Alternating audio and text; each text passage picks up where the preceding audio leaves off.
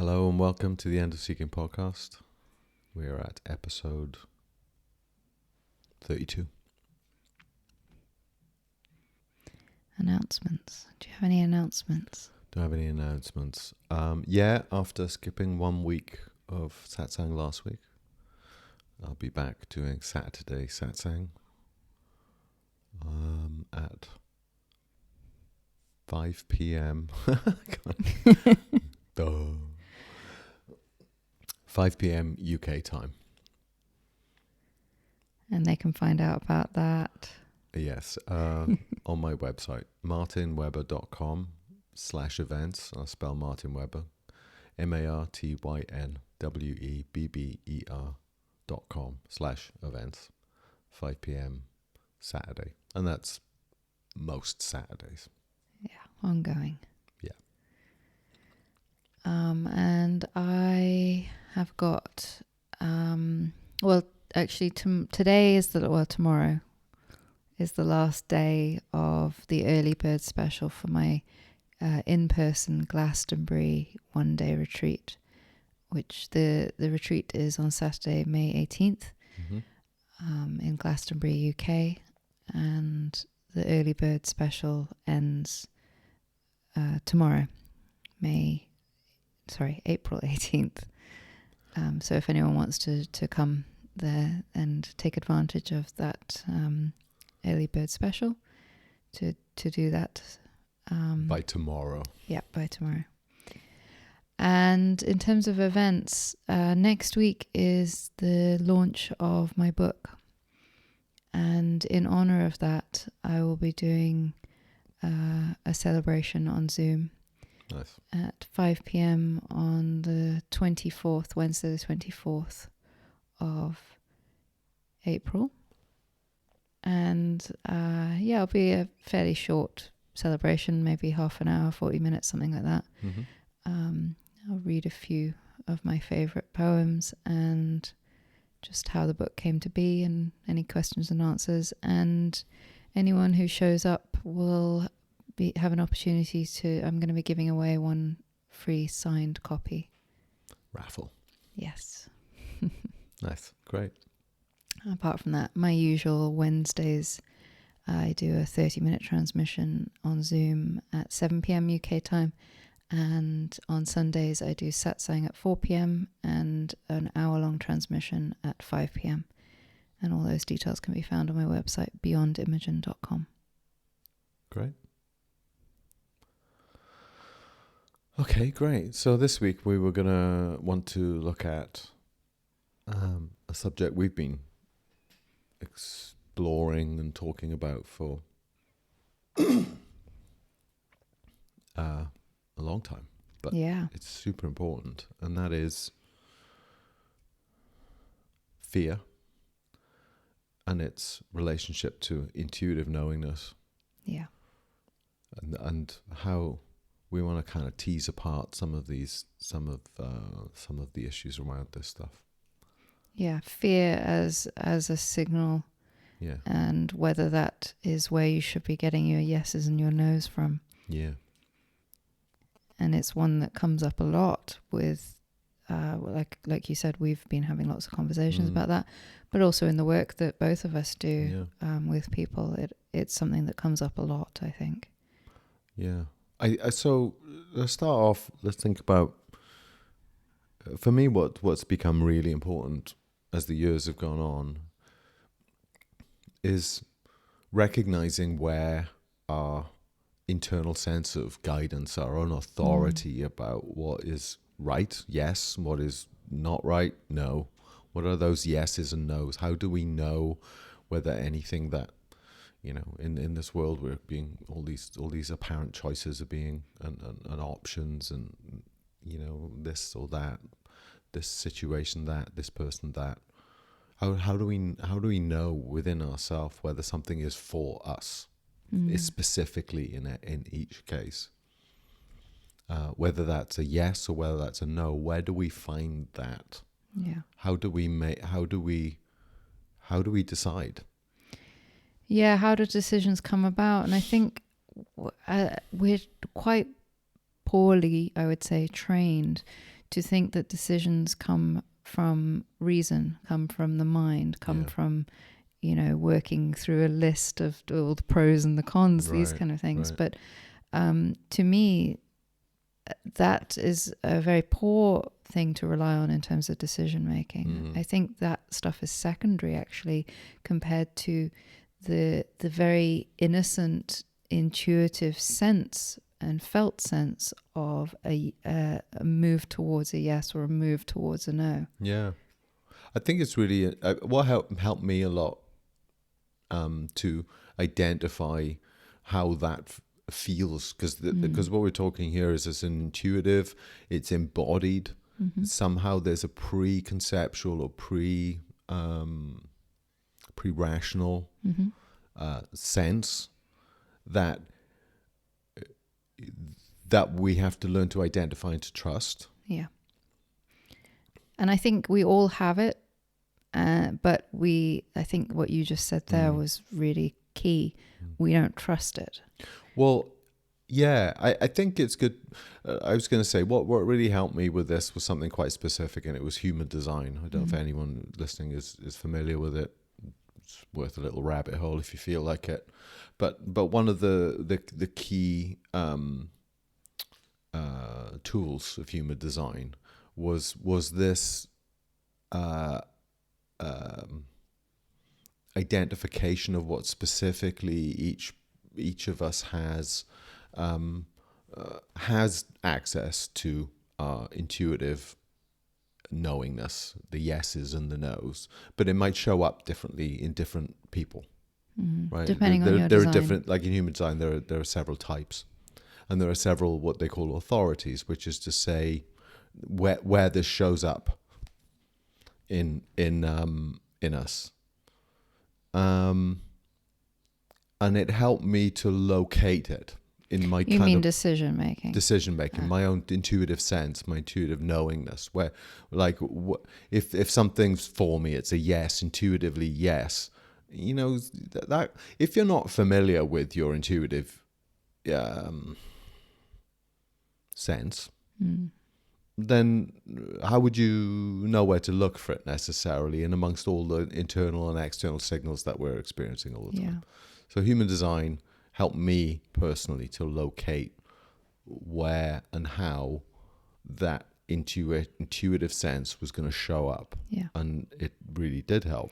It did. And actually we have a different authority in human design, and it has been, we can clearly see that how we make decisions is different. Yeah. And it's really closely maps to human design. Yeah. And it's always internal to us. It's never the mind. It's never like, oh, let the mind figure out, rationalize, analyze, and say those two. Not say the mind is completely irrelevant or redundant. I mean, certain decisions will get largely informed by these kind of things. I'm talking about how we move in life and how we make. How we sense what is actually right for us, and our intuitive knowingness, to my mind, to my sense, is deeply connected to the wholeness of being. It's a signal from that. It's a signal from our deep embodiment and our deep connectivity. That's before the mind. Yeah. But it takes a minute to locate it. It does, and also that signal is often a much quieter sense of something than the mind will show up in your life. Like the mind is a very loud, persuasive, shiny object that has a lot to say for itself. Yes. And often those intuitive sense of yes and no, to tune into that signal, it's a much quieter signal than the mind signal. Yeah. And for most, it's quite unfamiliar. Yes, I completely agree. No, it's not there. It's there, but it's like most people aren't sufficiently attentive to it. Haven't identified that signal, and then go, oh, that is my own being saying yes, no. Well, you could actually argue that we've been trained out of that. If Yeah. you look at, like, for instance, in the Western world, how we're set up in schooling, you know, a lot of our parenting and our schooling is not trusting the individual's intuition, particularly as children. Yeah. And of course, you know, you want to keep children safe and all of these kind of things. But for children to be having to completely override that intuitive sense of something time and time again, it's like a muscle that sort of wastes away a little bit, I think. And because I'm going to make a point, just a brief point here.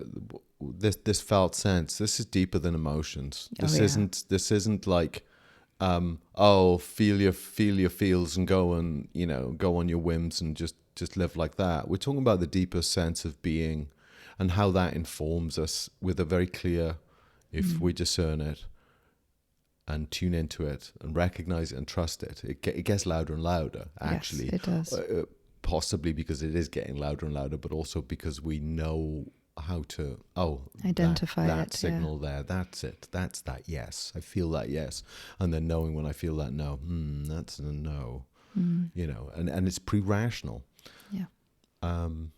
So and often it's deeper than emotions is what. Yeah, and often it can go against what seems to make sense for other people. Yeah. And that's where it gets very tricky to trust that intuitive knowingness when it's not something that because actually it might not make sense for someone else. That it might not be a yes for them or a no for them, but for you it is. And so it's like, in the face of that, how do you find the courage to really lean into the trust of what is a sense of yes or a sense of no for you specific? Honestly, that's just such a huge part of this, is that how do you first identify it? Okay, now once you've identified and tuned into your own kind of sense of intuitive knowingness, the yes and the no, that as it arrives to you, and yes.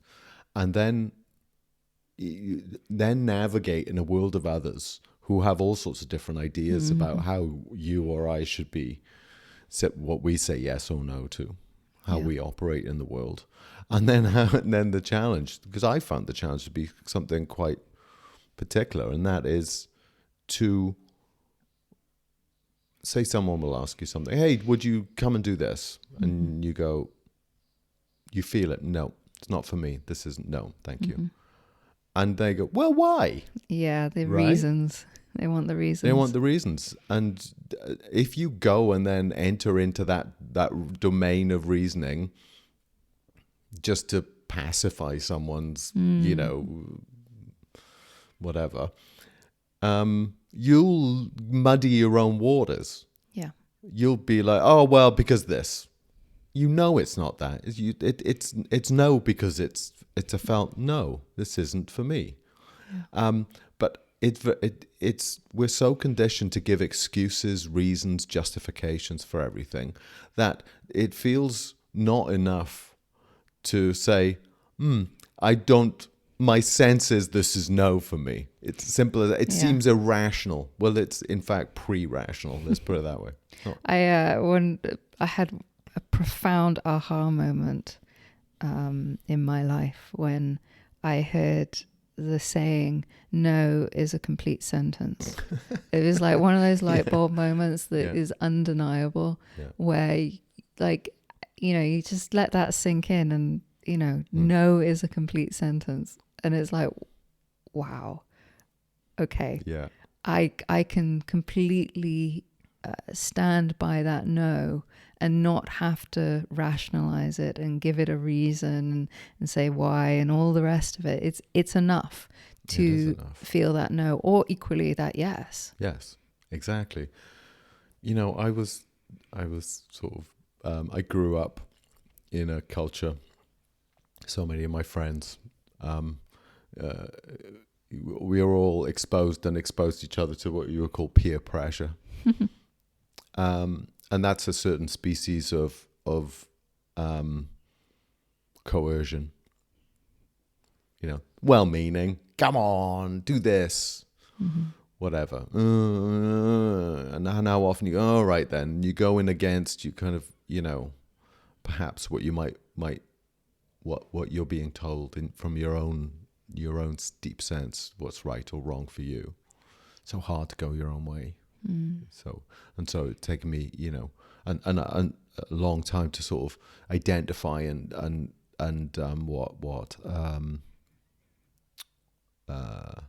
disentangle myself from those kind of coercive, albeit well-meaning, but I see it all over the place. And if someone, and this is the investment of the ego, and this the big challenge that I actually find hasn't been within myself to identify and follow my own intuitive light, let's say.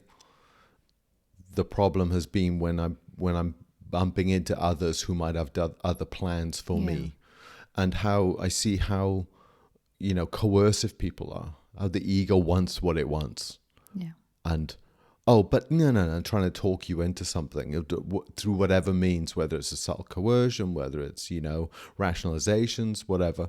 And you see how easy, if you allow yourself to sort of move into those domains.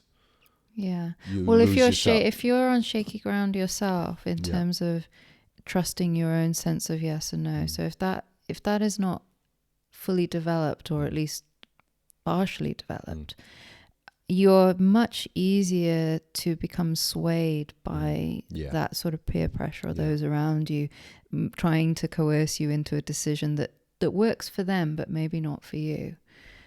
But if you are much more seated and grounded in that knowingness of what is a yes and what is a no for you, without questioning that in terms of trying to rationalize it, but trusting the innocence of that yes and no, you find it much harder to be swayed by those sort of coercions, those attempts at coercions.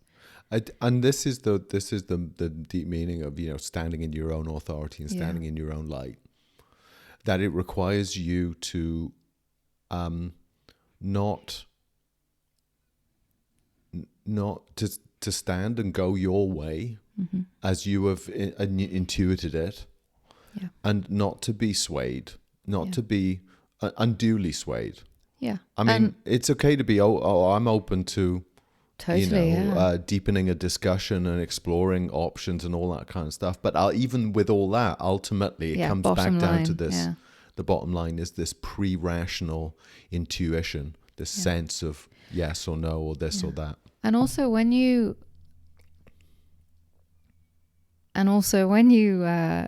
sort of really go into that for yourself, what happens is you also... there's a liberation of trusting and allowing other people to have that intuitive sense for themselves as well. So it's like the more you trust yourself, the more you trust others, and allow them leave people to, off the hook. Don't try to sway, persuade, cajole, coerce. Yeah, trust that they're, however they've come to their yes or no, that's for them. That's interesting as well, because we can feel it sometimes in our own interactions with particularly those people close to us, how we have some idea about how they should be doing things. We think we know what's best. We think we know what's best for them, and they go no, and you go well, but. Through your eyes, it may well be what's best, but they're having their own unique expression of consciousness tasted in their way. And it's interesting because we've definitely been through this, and I've been through this with you and myself, just feeling that, but my it's not quite an imposition, but it's not completely disconnected. Disintrusting. I say disinterested, but it's a healthy form of that, which says, I trust you. To make the best decisions for yourself. To know what is right for you. To know what is right for you, and vice versa. To be not attached to your view of what you think is right for the other. Yeah. That's fascinating. Now, the other aspect of this that we wanted to touch on was fear. Yeah.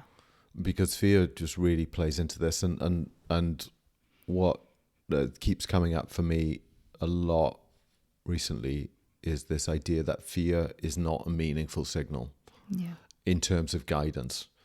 Just because fear is present, and fear is something we're going to always going to have to contend with in life. It's going to come and it's going to go. It's going to turn up in in a situation or something. Fear is a human emotion, but fear is also, if interpreted as a guidance, then it's shutting us off from our areas of true growth. Yeah. And actually maybe leading us into areas where it's another form of getting over fear, is to lean into it and do things that frighten you simply so you sort of master fear. But either way, it's not the signal we think it is. It's not the signal that... Yeah. We can have two responses. We can have, oh, there's fear present, so therefore I shouldn't do this. Or, Yes. oh, there's Which fear is the more common one, I would or, argue. oh, there's fear present, so I need to ignore that and I should do this, actually. Yes. If there's fear there, it's a good thing. I should be doing this. Yeah. And both of those is, in terms of a reason to do something, I think is a poor reason. Well, I think the common one, and the one I've experienced, and the one I've noticed more typically, is that something will come up. There's some feeling to do something, go somewhere, be whatever, and fear will arise, and that fear then is into, oh, that means it's not for me. And we don't even notice it sometimes, that it is actually fear, that we interpret. We think fear is telling us something that we need to know. Now, and it's interesting because like a common analogy or scenario that comes up is, well, if you've got a saber-toothed tiger running at you, your fear is justified and it is telling you something. But arguably, if there's a tiger running at you, you're not thinking about whether you should or not shouldn't deciding, do something. oh, fear is present, maybe I should. You're just legging it. Yeah. And fear is supplemental to that experience, that spontaneous movement. And this is it, how we operate. We think we're operating from sort of this surface level decision making on the mental thing, but actually we're just moving spontaneously. I mean, that's the non-doing part of all of this. But fear is not the signal that we should, that it's not the signal we take it to be. No. Often, and fear closes us and shuts us down and pulls us back when you could have a very clear intuitive yes for something, and then fear shows up and you go, oh, that means no. Yeah. And no, it's what's superordinate. What is the signal we're looking for? And this is why these are related, because it gets muddy, because we're poorly conditioned into how we interpret these things. Separating fear, recognizing its nature, it is not a signal of guidance. No, and our true signal is intuitive. Yeah, last year I did this Heart of the Rose festival, and I immediately, when I saw it, had this sense I should do it. But as I got closer and closer, this was like March or sometime, got invited to do it. And it was a yes. It was like, yep, this is the right thing. But there was some trepidation about doing it. And as I got closer, the more and more fear was there. Right. Now, had I trusted that fear as a reason as to why I shouldn't do it or should do it, either way, it would have overridden the deep knowingness that I should be doing this. That sense of this is right. And the way I look at it now, having gone through that and that process, that fear was really keeping me alert to the stretching that was happening, the growth that was happening in doing this. I was finding my edges of what I thought my limits were, and being asked to step beyond that. And that fear was actually a point of growth there. So that fear, that sense of apprehension, that the alertness and the aliveness that comes along with that. Yeah. It's actually shifting your pay attention. Yeah. It was keeping me very much present to the growth that was happening within that. And preparing you for the unknown. But all of that aside, it was still a yes. Right. And that was what was so clear, is like, even though there is fear here, and there is the courage to meet that fear, bottom line, it was still a yes. It's that thing, isn't it? Oh, I'm frightened, therefore I shouldn't do it. Mm-hmm. And we're so, oh my God, this is such common conditioning, because this is our common response to it. Oh, we fear, or stay away. Yeah. I mean, there is an opposite. Oh, fear is present. Oh, that means I should push through it. I should push through it. Well, not necessarily. Maybe, but not necessarily. The point is, the fear is serving a different function, if at all. Yeah. It's preparing you for all possibilities, getting your body activated and your mind alert, so that you can be fully available for this what is effectively often unknown. That's where fear often arises, in the face of the unknown. Yeah, it's often the mind not being able to grasp what is beyond its current state of knowing. And so there's where fear shows up, as fear of the unknown. And the mind interprets that as danger. But the heart, when taken the unknown, that sense of unknowingness into the heart, it senses possibility. And so it's like the interpretation of the mind of that unknown is fear. The interpretation of the heart of that unknown is possibility, is liberation, is possibilities of what may or may not happen. Well, of course, this is why it shows up a lot in spiritual awakening. You know, awakening is the ultimate fear. It's the ultimate unknown. It's the event horizon of the singularity, and you know, I wrote a piece years ago about the threshold of fear that one has to ultimately encounter and you know, pass through in order to get to that, past that event horizon, into that deep surrender of awakening. Almost everyone, I feel, hits into that at certain points, often many times actually, as well. Though that sort of, you're standing on the edge of the plane and there's a leap of faith that's needed, that sort of letting go beyond, you know, you come to the limits of the mind, the knowing of the mind. And there's that leap into the unknown, into beyond the mind. And it's somewhere the mind can't go. And so it's going to do anything it possibly can to sort of keep you on that threshold within its own domain, and give every reason, and that normally is fear, as to why that's not a good idea to let go into the unknown.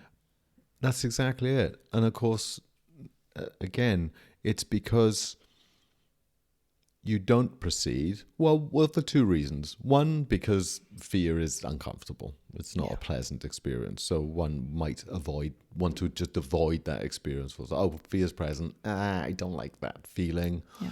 I'm just going to go back to a place where I'm not feeling it. So that's one. But the other one is then, and perhaps this is a rationalization on top of that, which is to say, oh, that fear means I shouldn't go forward. Yeah. The interpretation of the fear being present. Interpreting fear. So it's a secondary interpretation, whereas in intuition, whereas the intuitive knowingness, it is direct. It is yes. It is no. It is, if you want, when you there's no interpretation there. There's no interpretation. It is its own signal. Yeah. It's a yes. The sense of light, well-being.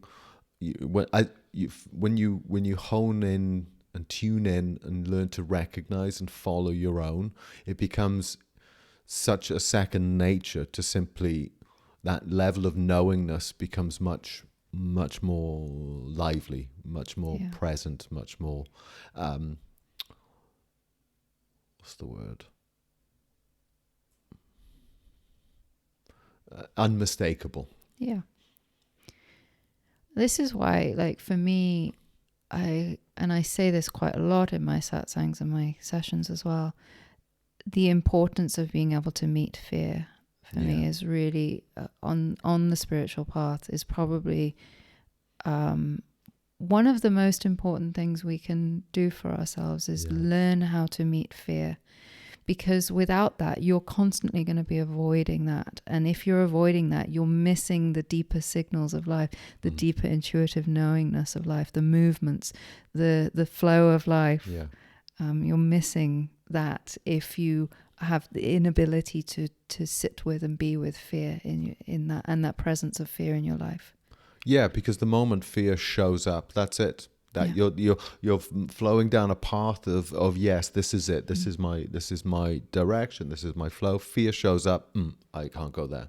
Yeah, and it's for you. You know it in your heart. It's for you. And as you say, one's inability to handle fear, to face fear, to accept fear, to allow it, to experience it, and to let it be and let it go. Well, I think that's the important thing. It's not about fixing fear, and it's not about getting rid of fear. It's about broadening your heart space to include fear as part of your experience. Yeah, I mean, I remember Thich Nhat Hanh. He was talking years ago about suicide in young people. It was heartbreaking. Very high suicide rates among young people, and he was asked about this, and he said, our big problem, one of our biggest problems is that we don't know how to handle strong emotions. We don't know how to handle them, and fear being the strongest of emotions often, and so the presence of that is enough to make someone to just exit experiencing the field of experiencing altogether. And so this is the work here is, as you say, opening the heart, allowing experiences to be met and held and allowed and then released. But I think I wonder whether taking fear as a signal is a form of rationalizing it, because it is unpleasant and it is difficult to meet. So one goes, oh, it means no then.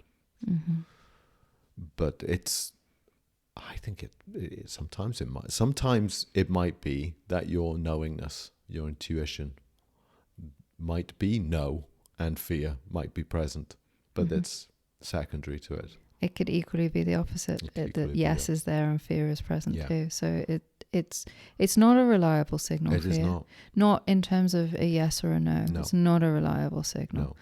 And so often I find fear, so you have a decision to make, and there's fear starts to arise. By meeting the fear, what you do is bring clarity to what's arising, and with that clarity you're then available and open to being able to hear the true yes or no underneath it. But often if you don't deal with the fear, and what I mean by deal with it is meet it. You don't if your knee-jerk response is just to always avoid it, and always to return from when you came whenever you meet it, you're missing what's underneath that fear, which is a yes or a no, is an intuitive yes or no, quite separate from the fear actually in many ways, but is hidden by the veil of fear. So learning how to handle fear is truly liberating. Well, again, strong emotions in general. If we are constantly avoiding strong emotions, then we're shutting down whole swathes of experience that might actually be those regions of experiencing that are for our well-being and our growth. I mean, I know. I live So there. the question, how do you handle strong emotions? You tell me. Well, for me, strong emotions start with a story often. Not always, but often. So they have a judgment of, I'm feeling this, I'm say fear, strong emotion, I'm feeling fearful, and it has a component of a story to it of why you're feeling fearful, I would always start there and use that as a pin on the map, use that thought, that story, to be able to identify where that is a feeling in the body, what's going on there, and that can first and foremost turn up as an emotion. But emotion is a mix of a story and a sensation. It's still got an interpretation to it. So I would traverse into and through the interpretation of it into much more of an innocent sense of it, a sensation, an energetic felt experience. What's the feeling without the thought? Yeah, what's the sensation? Actually, when you really sink into it, it starts to lose all its form, and it becomes more of an energetic movement or vibration or texture or taste.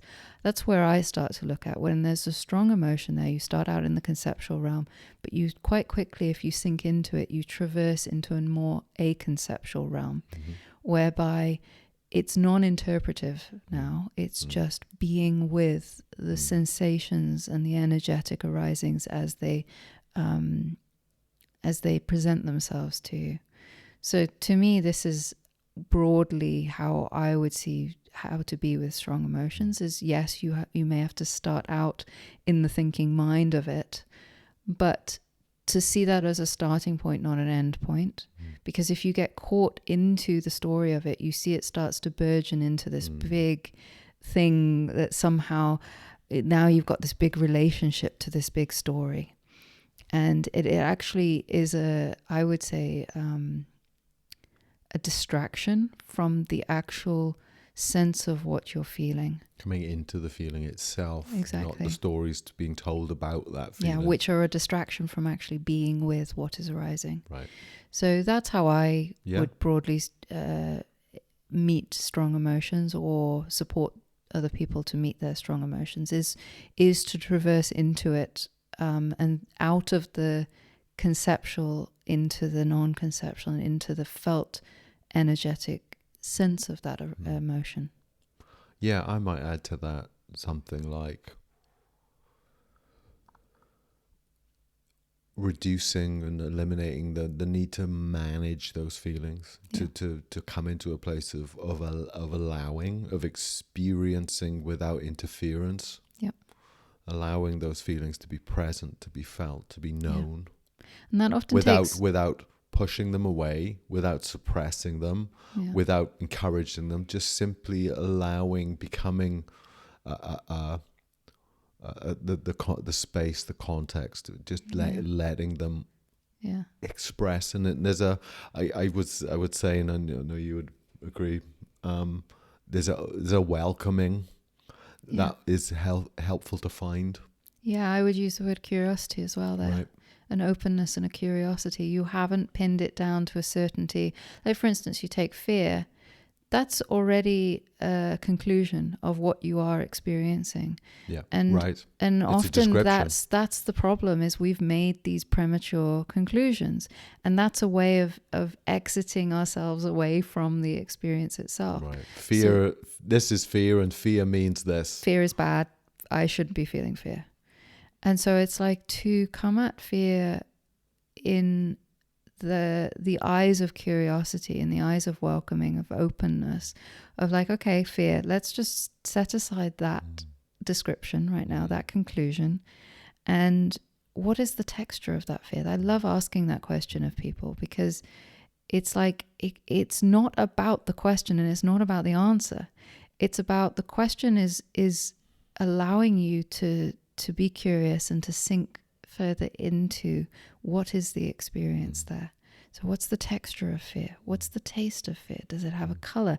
Again, it's not about answering any of these questions. It's about the questions themselves leading you to meet, to be with, to welcome, to be curious of the sense and experience of what you are interpreting as fear. Now, of course, when you were talking about emotions or feelings like fear and strong emotions, they're often characterized by by an intensity. Yes. which is why they're usually beyond the threshold of what's comfortable, Yes. of what we're conditioned to find comfortable. Yeah. So coming into a place of recognizing, oh, this is a higher intensity than I'm used to. Yeah. Right, that experience, and even that you fold that into a curious about, oh, this is a higher intensity, but again, there's this we're a bit averse to these strong emotions because of the meaning associated. Oh, this means it'll break me. I'll be overwhelmed by it. Right, Yeah. these ideas that we have, so the ability to experience these higher intensities of feeling. Yeah, I think where that comes into difficulty is when we are identified with the body, is when you have these higher intensities of experience and you believe yourself to just be the body. It's like it's a vessel, like think of a pitcher that can only hold so much water. That's how we interpret ourselves, is we interpret ourselves as a form that can only contain so much. And so when you have a higher intensity of experience that's showing up, it's like, oh my God, my pitcher's getting fuller and fuller and fuller. What's going to happen here? I'm going to break. This pitcher is going to break. The pressure's increasing. And so actually what really truly helps with that sense of intensity is opening up, not closing down, not making ourselves smaller in experience, but actually recognizing the vastness of our being that contains the body, yes, but not we are inside the body, but the body is inside us. Yeah, and in our spacious, boundless being. And so when there is a high level of intensity, what I have identified in my own experience and working with others is that what's actually needed is an opening up, not less intensity. And so where there's that opening up, you can see the energy starts to it's like there's no floors, there's no ceilings, there's no walls anymore. And the intensity of that energetic arising isn't bumping against walls being the body in this case. I think this is really beautiful.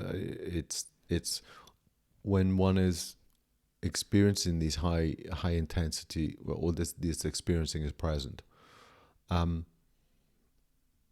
We have, as you're saying, we have imagined boundaries about who and what we are. But you can begin to go, let's explore the outer edge of this intensity, the outer edge. Let's see if I can find where I am bounded. Yeah. And it's in that expansion of awareness that you realize, oh, that I'm boundless. I'm always going to be able to contain this because I am space itself. Oops, keep bumping my mic. However, where that becomes tricky in my experience is where trauma is involved. So where the nervous system is afraid of that vastness.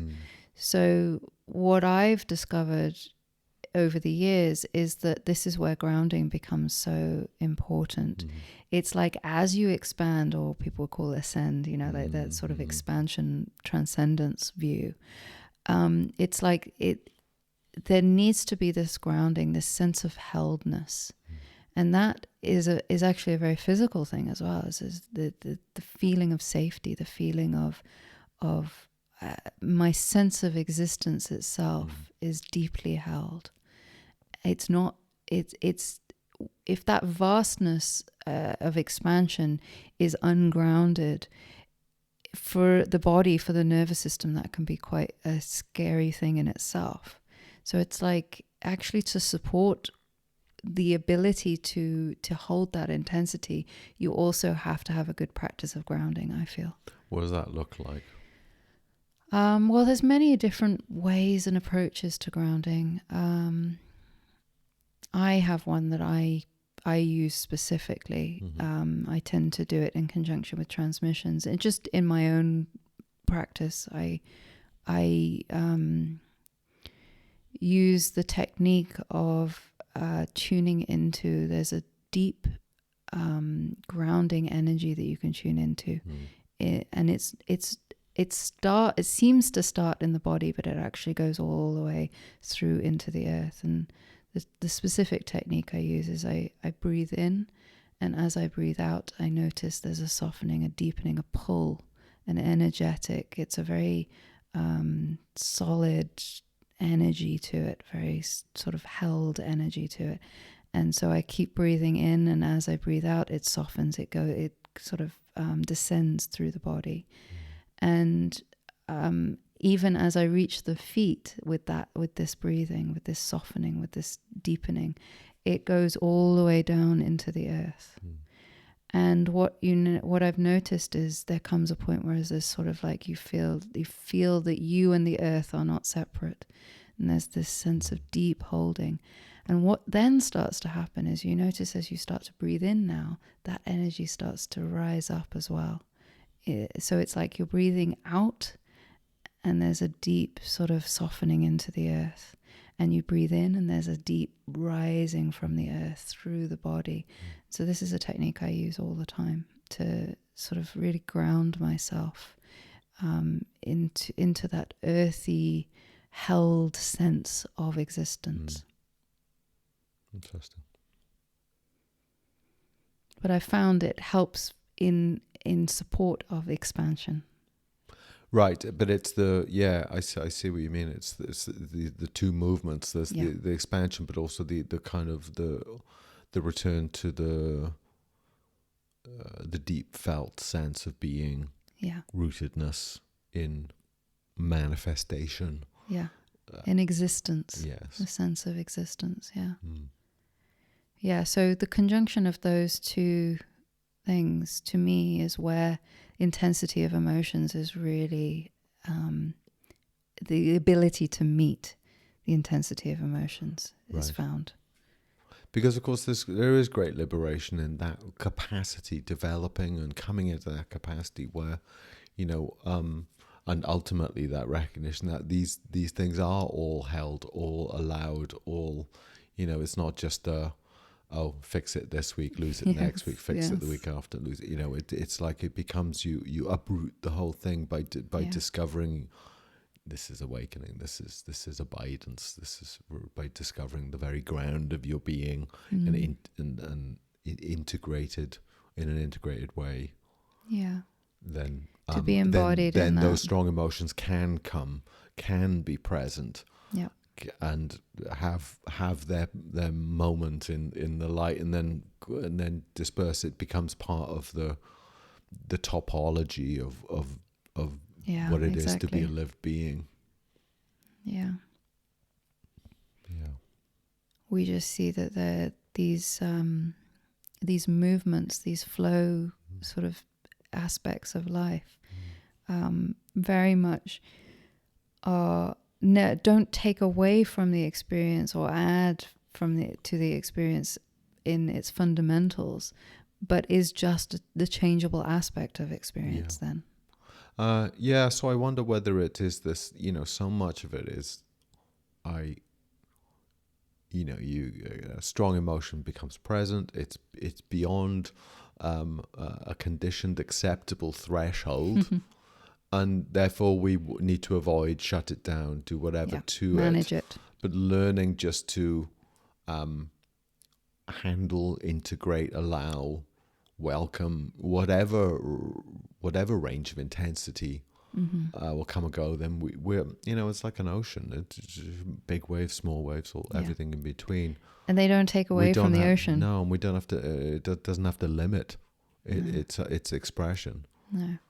And so to come back to this yes or no or intuitiveness, where there is the ability for the ocean to recognize the waves, so the waves of emotion, fear, whatever,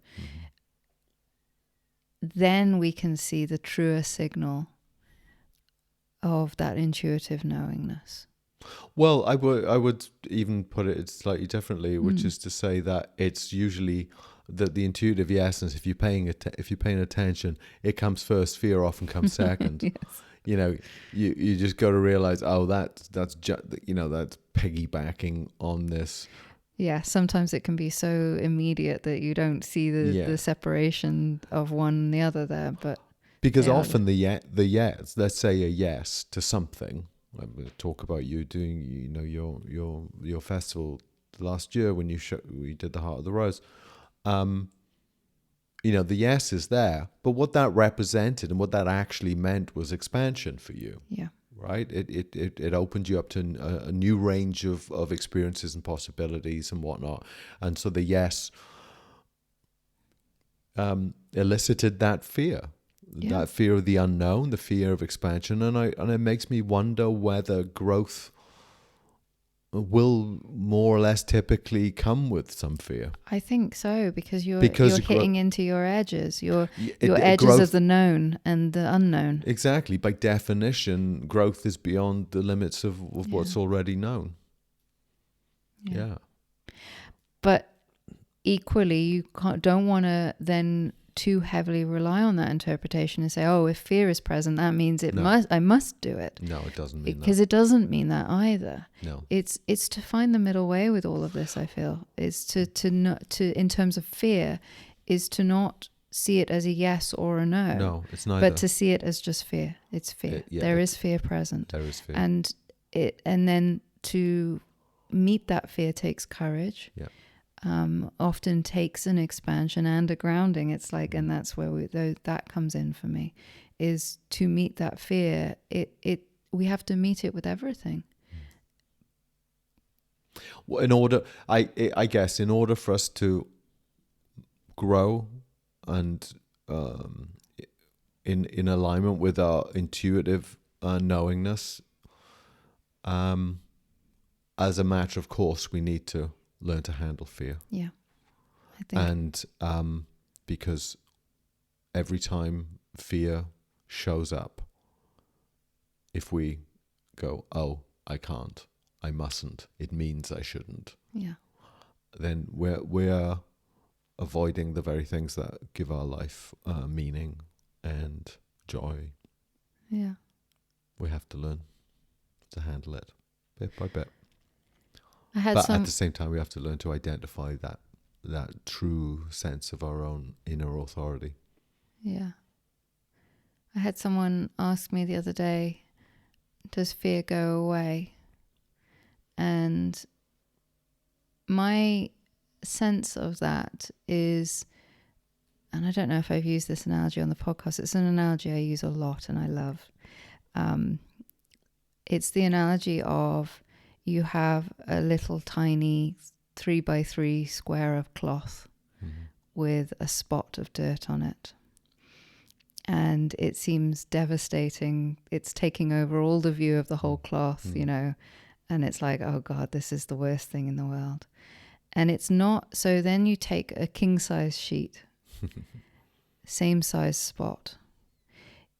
It's the relationship of the 3x3 little sheet versus the king size sheet to the size of the spot of fear that is the difference.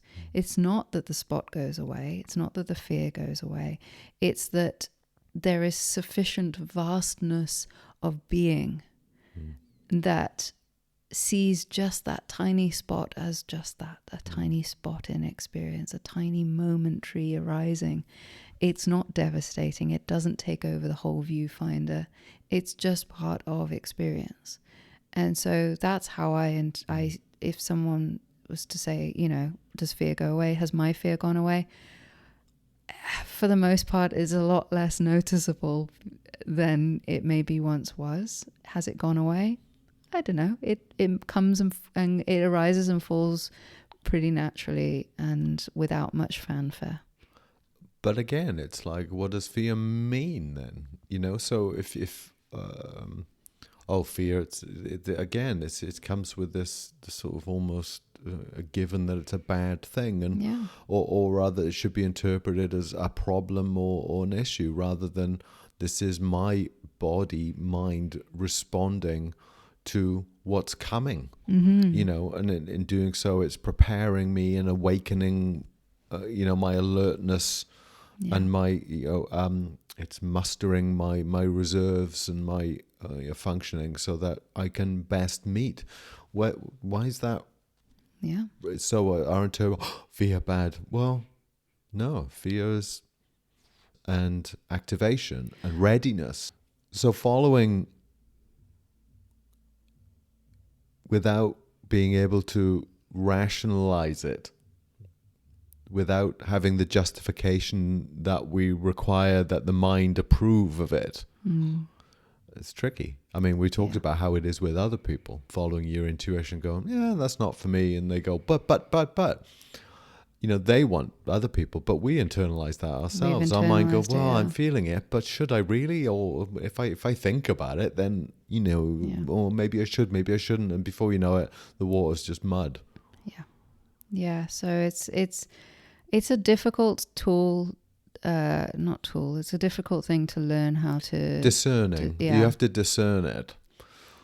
I think a lifelong practice. Yeah. No, definitely. I mean, this is something that has definitely been has developed in me to the point at which I'm like, nah, I'm clear. And in fact, my response typically is quite funny, because in human design, I'm what they call a splenic authority, which is pretty instant. Like, that's caused like trouble between us in the past. You'll say, how should we do this? I go, nope. And you're like, hang on really? a second. You're not even gonna... Because I take a little bit longer often to mine's more of a gut authority, a sacral authority, and that can take some time to sense into that sometimes. And sometimes I haven't even got my sentence out, and you're like, and I'm, whoa. Like, I'm like, or no, or you know. And you know, I over the years have obviously learned how to trust your sense of that, and also equally trust my sense of that, of the way how it takes the time it takes me sometimes to tune into that sense. But it's just really interesting to see, though, how within ourselves, even when we're well attuned to our own knowingness, our own intuition, how we can be real when it comes to other people. Yeah. And their other people's, you know, desires, requirements, you know, whatever of us, whether that's individuals or society as a whole or whatever, expectations placed on us. And so, you know, when you can't really be, let's say, I mean this. I use this word relatively lightly, but it's a strong word. Coerced. You know, there's a coercion or persuade. People are trying to, or endlessly trying to persuade each other into situations. But it's kind of hard to go your way sometimes and go no, particularly no. I found no to something when someone wants me to behave in a particular way. And I think what it comes to me is where you have two conflicting things, and when you're like in a relationship with someone that you care deeply for, but there's a conflicting yes and no, like one person has a yes and another person has a no. There's where it becomes very tricky, I think, you know. So coercion aside, because that's not really the case in this thing, but it's like there is still a conflict there. There's a conflict of a yes and a no, of one wanting. There's a seeming the conflict is on the level of the conditioning, though. No, not necessarily. Not in the example I'm about to use, but go on then. Or trying to use. It's like where you have a sense of not to do something, and I have a sense to do something. Yes. So it's like I'm just practically thinking how, you know, what does that look like? And to me, it is about honoring our own sense, and also having the allowance and the honoring of the others, and recognizing there's a conflict there.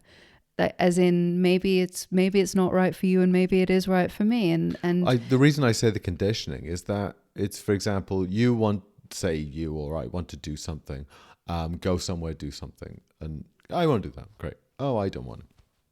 Or you know, no, not for me, but for you. The reason I say it's the conditioning is because the trouble I might feel in me by saying no to something is that, oh, but I want to be there for you, for example, right? That there's my conditioning. And, oh, if you're not there for your partner in certain ways or whatever, then you're a bad person. Or, you know, there's this whole internal dialogue, conditioning, rather than you trust you, I trust me. There isn't actually a conflict on the level of the action. Typically, it's more to do with our conditioned interpretations of these things. Yeah, and I find it resolves itself where there can be an honoring of the whole experience. So an honoring that it's a no for you, an honoring that it's a yes for me, but also an honoring of the difficulty of how that makes each other other feel. Where there can be an honoring and a meeting and a holding of all that is arising within that whole dynamic in that moment. To me, it tends to resolve itself in compassion rather than an understanding, rather than conflict and misunderstanding. Well, that's why I would say I'm grateful for how we do handle these, quotes, conflicts. They're not really conflicts, but there might be, where our interests don't converge. Where our intuitive sense of something maybe because is we do different. Generally respect deeply the other's intuitive guidance. Like if you go, exactly. no, that's not for me, Martyn. I'll be like, okay. Oh, it's a shame because I would like this. Well, blah, that's blah, the blah. Inclusion of it all, of the recognition of how you feel, which is it's a shame because I would like it which to go is a this beautiful way. opportunity for me to see where I'm, wanting something that isn't, that isn't. Like where there's room for that. Yeah. That's how, practically speaking, where there's room for the ability to have your disappointment or have your expectations and all of that, where there's room in the relationship for all of that to breathe, so to speak. This is where I find that we can trust each other to trust our own intuition, even if it seemingly doesn't end in the result that we want it to. Well, and it's about honoring the other's sovereignty, Exactly. honoring the other's intuitive sovereignty, and how how life is moving through you, how consciousness so to me those intuitions is consciousness arising with the sense of a yes or a no of where life needs to go for this individual, this spark of consciousness. And so once you sort of see that perspective, see that, oh, this is not like me working against you. This is consciousness. This is life giving us the areas of movement that needs to happen. And what's interesting, so it's another level of this I find really interesting, is that what I have found in my life, working at this level and with this kind of with intuition, with intuitive knowingness, the authority, whatever, is that however strange it might seem to another or even to yourself, when you are told or called, or that recognition is there, this, not that, or that, not this, no matter how strange that might seem, and however it comes to about follow as well. it will lead to the best outcomes, For not all. just for yourself and but for everyone else, even the ones who don't want you to go that way. I agree. And counter, if you go yes when you should go no, it won't go. Right. Again, non-doership is at play here. All this is beautifully playing out spontaneously. It's funny. There's two levels here of we're talking about the individual, let's say, discerning this from that from that and moving forward. The parent choices. Ultimately, all this is spontaneous. It's all happening according to